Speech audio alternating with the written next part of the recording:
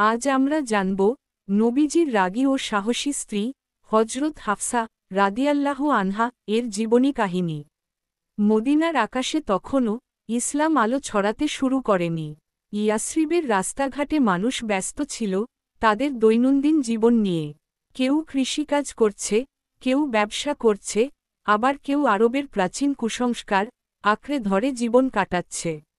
এই ইয়াসরিবেই জন্ম নিলেন এক কন্যা সন্তান, যার আগমন এক মহৎ ভবিষ্যতের পূর্বাভাস বহন করছিল। তার নাম রাখা হল হাফসা।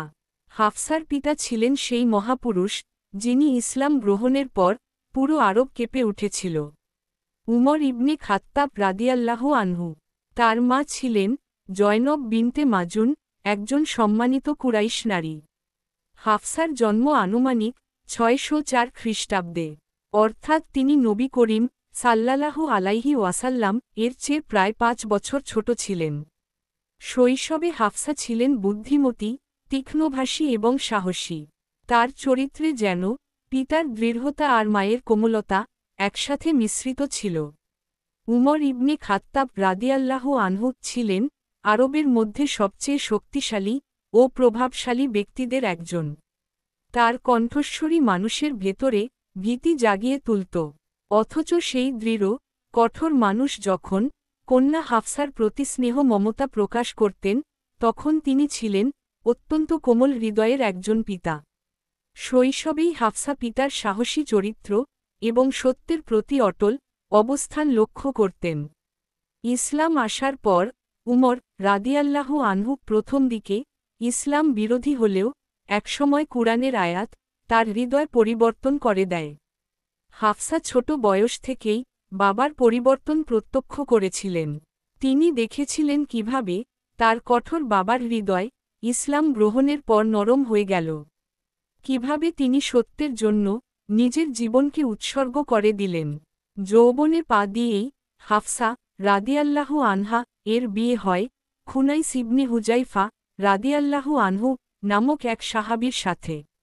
তিনি ছিলেন ইসলামের প্রথম দীক্ষার গ্রহণকারীদের একজন এবং অত্যন্ত পহেজগার মানুষ। বিয়ের পর তাদের সংসার শুরু হয় ইসলামের আলোকে। তারা দুজন একসাথে নামাজ আদায় করতেন, ইসলামের দাওয়াত প্রচারে অংশ নিতেন এবং মক্কার কষ্টকর দিনগুলো একসাথে সহ্য করতেন। যখন মক্কার মুশরিকরা মুসলমানদের ওপর নির্যাতন শুরু করে, তখন খুনাইস রাদিয়াল্লাহু আনহু ও হাফসা রাদিয়াল্লাহু আনহা অন্যদের মতো মদিনায় হিজরত করেন। হিজরতের কষ্টকর পথেও হাফসা তার স্বামীকে সাহস জুগিয়েছেন, ধৈর্য দিয়েছেন। মদিনায় এসে মুসলিম সমাজ কিছুটা শান্তিতে থাকলেও শত্রুরা ইসলামকে নিশ্চিহ্ন করতে বসে থাকেনি। বদর যুদ্ধ ও উহুদ যুদ্ধের সময় বহু সাহাবী শহীদ হয়েছেন। খুনাইস ইবনে হুজাইফা রাদিয়াল্লাহু আনহু বদর যুদ্ধে অংশ নেন। তিনি সাহসিকতার সাথে যুদ্ধ করেন এবং মুসলমানদের বিজয়ে ভূমিকা রাখেন।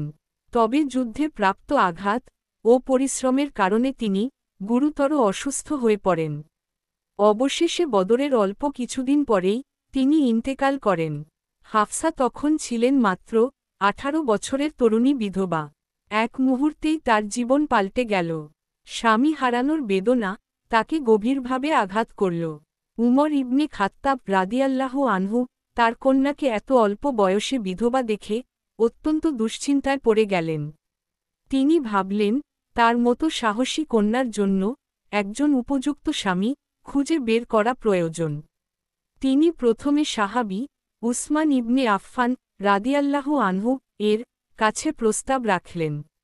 তখন উসমান রাদিয়াল্লাহু আনহু এর স্ত্রী নবীজির কন্যা রুকাইয়া রাদিয়াল্লাহু আনহা ইন্তেকাল করেছিলেন। কিন্তু উসমান রাদিয়াল্লাহু আনহু প্রস্তাবে সাড়া দিলেন না। এরপর উমর রাদিয়াল্লাহু আনহু প্রস্তাব নিয়ে গেলেন আবু বকর রাদিয়াল্লাহু আনহু এর কাছে। কিন্তু সেও কিছু না বলে নীরব থাকলেন। এতে উমর রাদিয়াল্লাহু আনহু মন খারাপ করলেন। অবশেষে এই সংবাদ নবী করিম সাল্লাল্লাহু আলাইহি ওয়াসাল্লাম এর কানে পৌঁছাল। তিনি উমর রাদিয়াল্লাহু আনহুকে বললেন, হাফসার জন্য উসমান থেকে ভালো স্বামী আর উমর থেকে ভালো শ্বশুর পাবেন না। এরপর রাসূলুল্লাহ সাল্লাল্লাহু আলাইহি ওয়াসাল্লাম নিজেই হাফসাকে বিয়ে করার ইচ্ছা প্রকাশ করলেন। ৬২৫ খ্রিস্টাব্দে হিজরতের তৃতীয় বছরে বদরের পর হাফসা রাদিয়াল্লাহু আনহা এর বিয়ে হল নবী করিম সাল্লাল্লাহু আলাইহি ওয়াসাল্লাম এর সাথে। এই বিবাহ ছিল শুধু পারিবারিক বন্ধন নয়, বরং ইসলামী সমাজে এক মহৎ শিক্ষা। বিধবা নারীকে সম্মান দেওয়া, তাদের মর্যাদা রক্ষা করা এবং ইসলামী সমাজে সক্রিয় রাখা, এগুলোই ছিল এই বিবাহের বড় উদ্দেশ্য। হাফসা রাদিয়াল্লাহু আনহা নবীজির ঘরে প্রবেশ করার পর হয়ে গেলেন উম্মুল মুমিনিন, মুমিনদের জননী। তার আগমনে নবীজির ঘর নতুন প্রাণ পেলেও সেই সময় নবী করিম সাল্লাল্লাহু আলাইহি ওয়াসাল্লাম এর ঘরে একাধিক স্ত্রী ছিলেন।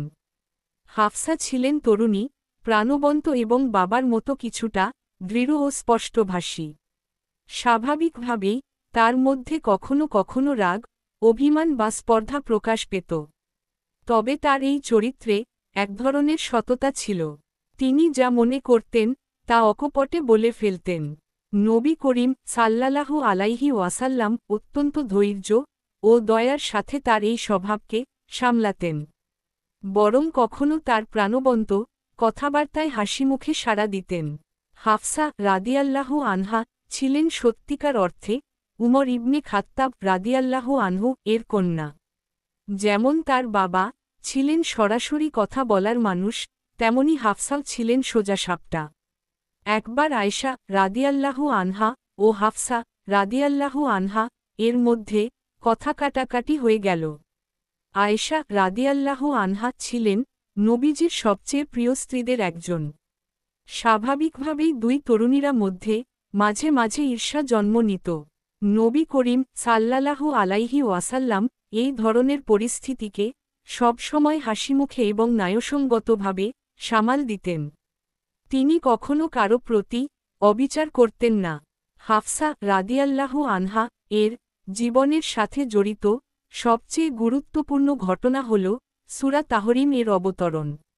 একবার নবী করিম সাল্লাল্লাহু আলাইহি ওয়াসাল্লাম হাফসা রাদিয়াল্লাহু আনহা এর ঘরে ছিলেন।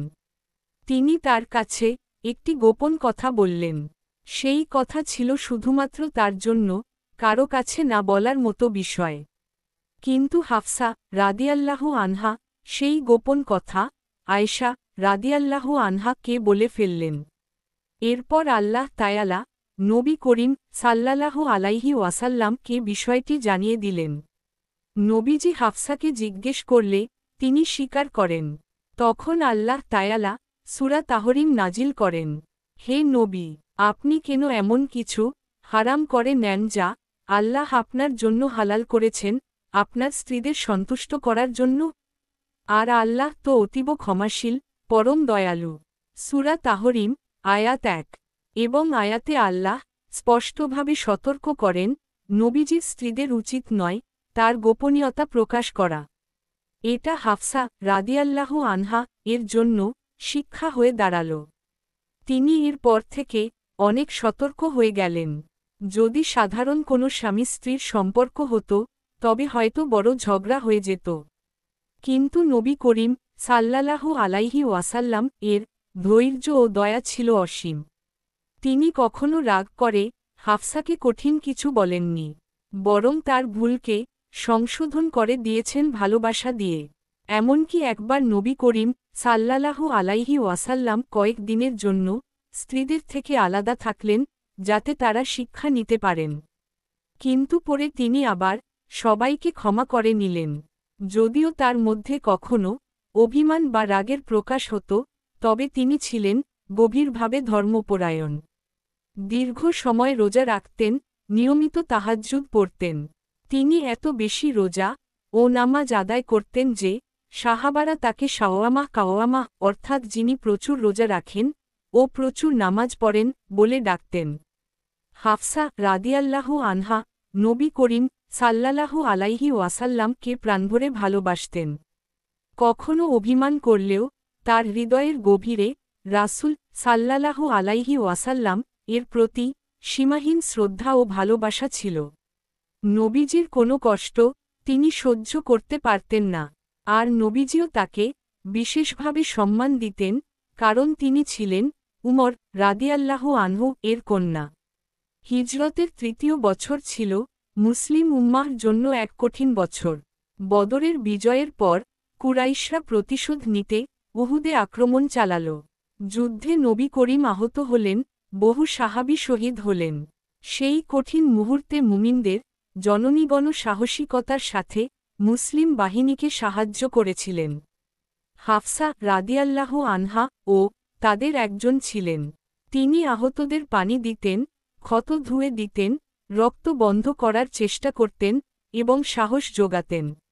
নারীরা যুদ্ধক্ষেত্রে কেবল দর্শক ছিলেন না, বরং তারা সক্রিয় সহযোগী ছিলেন। হাফসা রাদিয়াল্লাহু আনহা এর এই সাহসিকতা তার পিতার বীরত্বের উত্তরাধিকারী প্রকাশ করে। ৬৩২ খ্রিস্টাব্দে নবী করিম সাল্লাল্লাহু আলাইহি ওয়াসাল্লাম ইন্তেকাল করলেন। পুরো মদিনা অন্ধকারে ঢেকে গেল। মুমিনদের জননীগণ হয়ে গেলেন উম্মাহাতুল মুমিনিন, যারা সারা জীবনের জন্য মুসলিম উম্মাহর মাতা হয়ে থাকবেন। নবীজির মৃত্যুর পর হাফসা রাদিয়াল্লাহু আনহা অনেকটা নির্জন হয়ে গেলেন। তবে তিনি শিক্ষাদান, ইবাদত ও নারীদের ইসলামী জীবনযাপনের দিকে উৎসাহিত করতে মনোযোগ দিলেন। নবীজির মৃত্যুর পর খলিফা হলেন আবু বকর সিদ্দিক রাদিয়াল্লাহু আনহু। তার সময়ই সবচেয়ে বড় দায়িত্ব হয়ে দাঁড়াল কুরআন সংরক্ষণ। ইয়ামামার যুদ্ধে বহু হাফিজ শহীদ হলেন। তখন আশঙ্কা দেখা দিল, যদি কুরআন মুখস্থকারীরা মারা যান, তবে কুরআনের সংরক্ষণে সমস্যা হবে। আবু বকর রাদিয়াল্লাহু আনহু সাহাবীদের সাথে পরামর্শ করে কুরআনকে লিখিত আকারে সংকলন করার সিদ্ধান্ত নিলেন। হজরত যায়েদ ইবনে সাবিত রাদিয়াল্লাহু আনহুকে প্রধান দায়িত্ব দেওয়া হল। সংকলিত কুরআন শেষে একত্র করে রাখা হল, আর সেই নকল রাখা হল হাফসা রাদিয়াল্লাহু আনহা এর ঘরে। এটা তার জীবনের সবচেয়ে বড় সম্মানগুলোর একটি। পুরো কুরআন তার কাছে নিরাপদে সংরক্ষিত ছিল। আবু বকরের পর খলিফা হলেন তার পিতা উমর ইবনে খাত্তাব রাদিয়াল্লাহু আনহু। হাফসা রাদিয়াল্লাহু আনহা এর মর্যাদা তখন আরও বেড়ে গেল। উমর রাদিয়াল্লাহু আনহু ছিলেন ন্যায়বিচারের প্রতীক।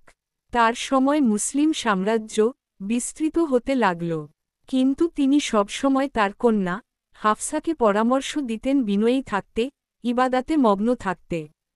হাফসা রাদিয়াল্লাহু আনহা বাবার সময়েও কুরআনের নকল নিজের কাছে রেখেছিলেন। তিনি অত্যন্ত যত্ন নিয়ে তা সংরক্ষণ করতেন। উমর রাদিয়াল্লাহু আনহু শাহাদাত বরণ করলে খলিফা হন উসমান ইবনে আফফান রাদিয়াল্লাহু আনহু। তার সময় ইসলাম বিস্তৃত হয়ে বিভিন্ন অঞ্চলে ছড়িয়ে পড়ল। বিভিন্ন অঞ্চলের লোকেরা কুরআন তিলাওয়াতের ভিন্ন ভিন্ন উচ্চারণ নিয়ে বিভ্রান্তিতে পড়ে গেল। তখন উসমান রাদিয়াল্লাহু আনহু সিদ্ধান্ত নিলেন কুরআনের একটি অভিন্ন কপি তৈরি করে সারা মুসলিম বিশ্বে পাঠানো হবে। এর জন্য উসমান রাদিয়াল্লাহু আনহু প্রথমে হাফসা রাদিয়াল্লাহু আনহা এর কাছে সংরক্ষিত আসল কপি চাইলেন। তিনি বিনা দ্বিধায় তা দিয়ে দিলেন। সেই কপি থেকে কয়েকটি নকল তৈরি করা হল এবং তা বিভিন্ন প্রদেশে পাঠানো হল। এরপর আবার আসলো কপিটি হাফসার কাছে ফিরিয়ে দেওয়া হল। এভাবেই কুরআনের সংরক্ষণে হাফসা রাদিয়াল্লাহু আনহা এর ভূমিকা ইসলামের ইতিহাসে অমর হয়ে রইল।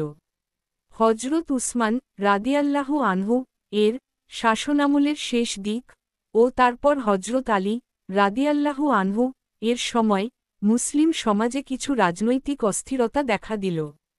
কিন্তু হাফসা রাদিয়াল্লাহু আনহা এসবের ভেতরে নিজেকে জোড়াননি। তিনি ছিলেন ইবাদত, শিক্ষা ও কুরআন সংরক্ষণের কাজ নিয়েই ব্যস্ত। মদিনার নারীরা তাকে আদর্শ মনে করত। তারা তার কাছে আসত কুরআনের শিক্ষা নিতে, ধর্মীয় জীবন সম্পর্কে জানতে।